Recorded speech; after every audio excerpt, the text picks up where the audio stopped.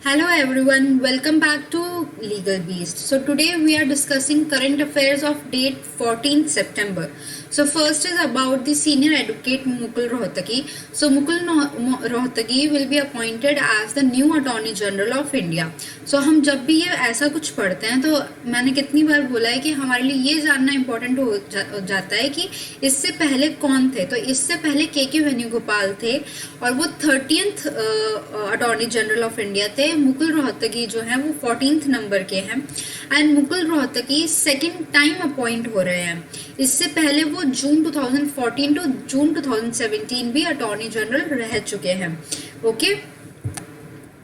Then the next is about Prakash Chand. Senior diplomat Prakash Chand has been appointed as the next ambassador of India to Eritrea. अब हमने ये पढ़ लिया. अब हमारे लिए ये जानना भी इम्पोर्टेंट है कि इससे पहले वो क्या थे. ठीक है, उससे पहले हम रिट्रिया के बारे में जानते हैं. तो Eritrea is a country in the horn of Africa region of eastern Africa with its capital and largest city at Asmara. Okay, तो हमें रिट्रिया के बारे में पता चल गया.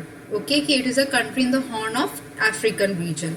So, senior diplomat Prakash Chand will be the next ambassador to Eritrea, and he previously Chand was the Consul General of India in Indonesia's Bali since 2019. इसके अलावा चंद has also served as first secretary in Philippines from 2010 to 2014.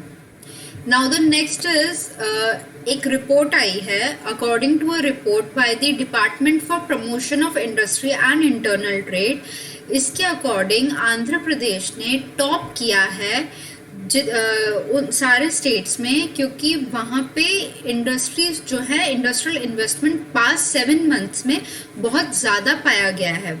जितनी भी industries हैं they are very much attracted by Andhra Pradesh and वो investments कर रही हैं अपने आंध्र प्रदेश में. सो इसलिए आंध्र प्रदेश ने बाकी सारे स्टेट्स की लिस्ट में ये टॉप किया है. ठीक है. सो आंध्र प्रदेश एंड ओडिशा का कंबाइंड जो इन्वेस्टमेंट है वो 45% हो गया है. ठीक है. The next is about Panchayati Raj Ministry, IRMA, Inc. Pact to work towards SDGs. The Ministry of Panchayati Raj, MOPR, and the Institute of Rural Management, Anand, Gujarat will sign an agreement on 14 September to strengthen Panchayati Raj institutions across the country. This MOU will establish a framework under which the Ministry of Panchayati Raj and Institute of Rural Management, Anand, will collaborate for localization of sustainable development goals through Panchayati Raj institutions. Okay, so इसमें ऐसा ज़्यादा कुछ नहीं है. ये दोनों ने एक MOU साइन किया है. ये कोलैबोरेट करेंगे मिलके ताकि ये सस्टेनेबल डेवलपमेंट गोल्स जो हैं इनको एस्टैब्लिश करें. Okay. India to assume the presidency of G20 for 1 year. Okay, this is very important news. India will host the G20 Leader Summit at the level of heads of state and government on 9 to 10 September 2023.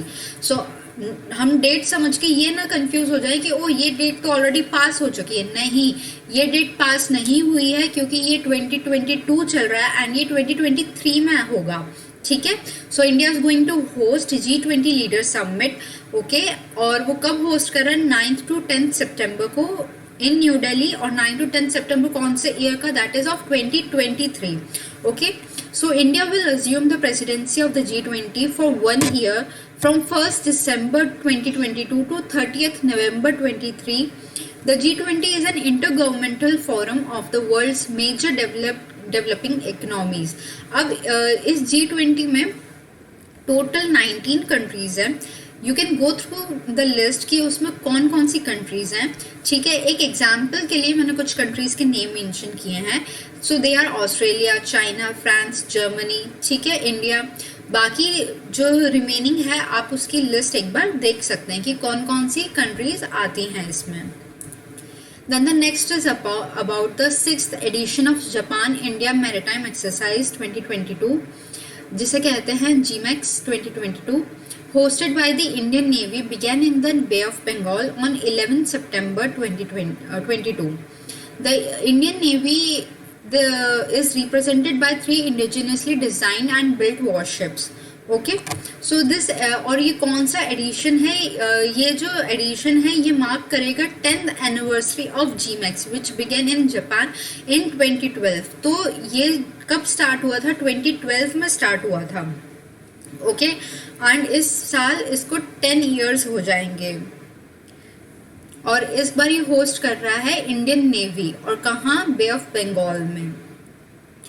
Emmy awards announce किए गए हैं recently, and कौन से number के, मतलब कौन सा था इस साल? That is 74th Emmy awards थे जो 12 सितंबर को हुआ है in Los Angeles.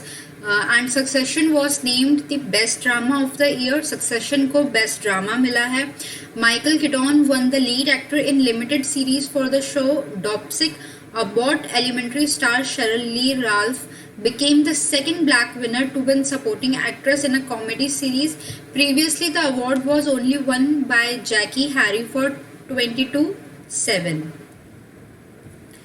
World's largest museum of Harappan culture to be set up in Haryana. The world's largest museum of Harappan culture will be set up in Haryana's Rakhigarhi village. The village of Rakhigarhi was part of the Indus Valley civilization from 2600 to 1900 BC.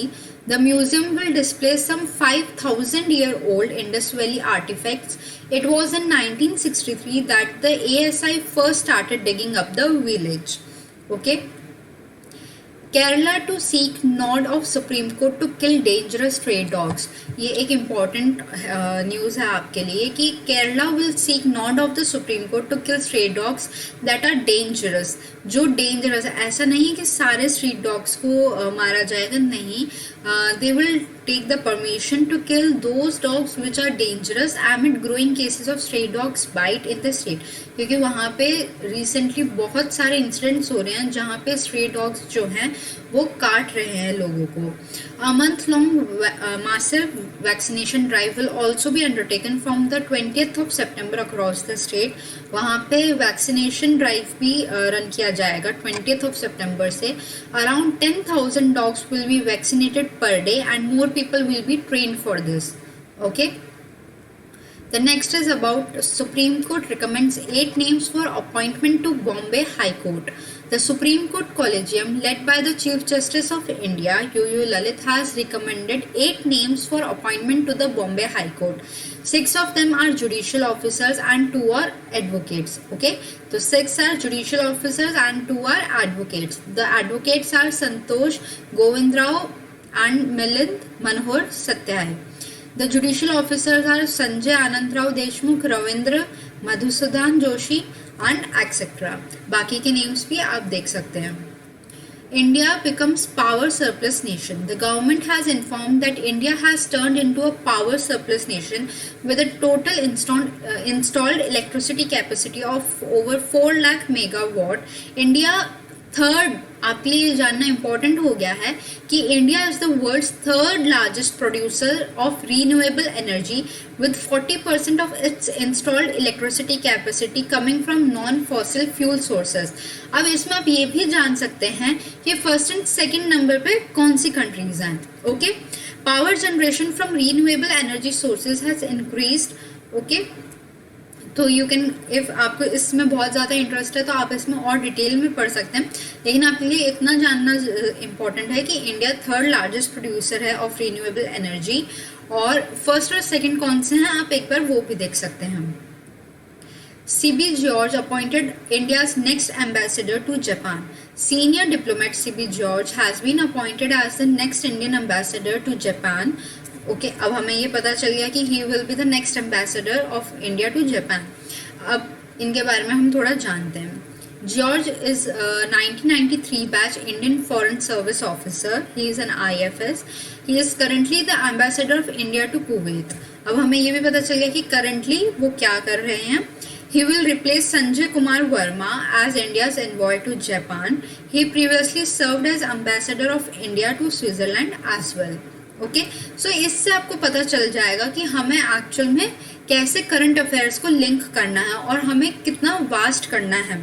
ज़्यादा vast भी नहीं करना है, कितना to the point रखना है. Okay, So that's all for today, and if you have any query regarding the admission of judiciary CLAT and semester classes, as usual you can contact us and the number is given below. And that's all for today. I hope you liked our video. Thank you.